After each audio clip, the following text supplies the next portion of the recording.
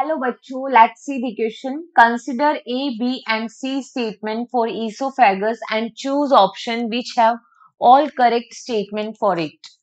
Option A, it is a thin and long tube. Option B, it extends anteriorly passing through neck, thorax and diaphragm. And option C, a muscular sphincter regulate the opening of esophagus into the stomach. Option A only A, option B both A and B, option C A, B and C, and in option D A and C only. So firstly see about the key concept for this question, and here we are going to discuss about the esophagus. देखो what is esophagus? So esophagus, that is a part of digestive system, and normally we can say that esophagus, what is it? It is food pipe. All right, अगर हम बात करें oesophagus की तो basically जो oesophagus है it is a thin long tube. ये thin long tube होती है, थिन लॉन्ग ट्यूब. और हम देखते हैं ये एक्सटेंड रहती है पोस्टीरियरली. ठीक है, it extend posteriorly, extend posteriorly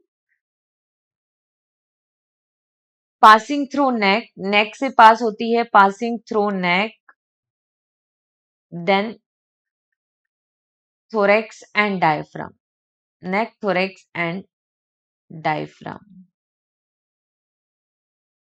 all right, हम देखते हैं कि जो इसोफेगस है it further open into the J shape stomach. ये जे शेप स्टमक में क्या होती है? ओपन होती है. तो यहाँ पे स्फिंक्टर प्रेजेंट होता है. जब ये स्टमक में ओपन होती है तो यहाँ पे जो स्फिंक्टर प्रेजेंट होते हैं, इस स्फिंक्टर को कहते हैं gastro oesophageal sphincter. Gastro eso gastro oesophageal sphincter जो रेगुलेट करता है स्टमक की ओपनिंग को. ठीक है, स्टमक की ओपनिंग, इसोफेगस की ओपनिंग को स्टमक में.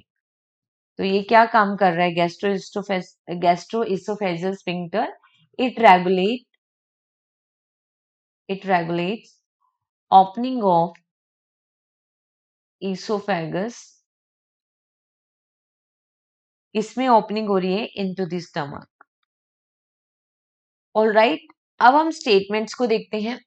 पहले स्टेटमेंट में बोला है कि इसोफेगस एक थिन एंड लॉन्ग ट्यूब है. यस, ये थिन एंड लॉन्ग ट्यूब है. फूड यहां से स्टमक में जाएगा, पेरिस्टाल्टिक मूवमेंट होती है. इट एक्सटेंड एंटीरियरली, नो, अभी हमने देखा ये पोस्टीरियरली एक्सटेंड होती है, तो ये स्टेटमेंट यहाँ पे इनकरेक्ट हो गया. एक मस्कुलर स्फिंक्टर है जो ओपनिंग को रेगुलेट करता है, इसोफेगस की ओपनिंग जो कहाँ हो रही है? स्टमक में. तो स्फिंक्टर को कहते हैं गैस्ट्रोइसोफेजियल. तो यहाँ पे सी भी करेक्ट है. देखो A and C, these two statements are correct, which is given in option D. So here the finally correct answer is only option D. Hope you understood it well. Best of luck.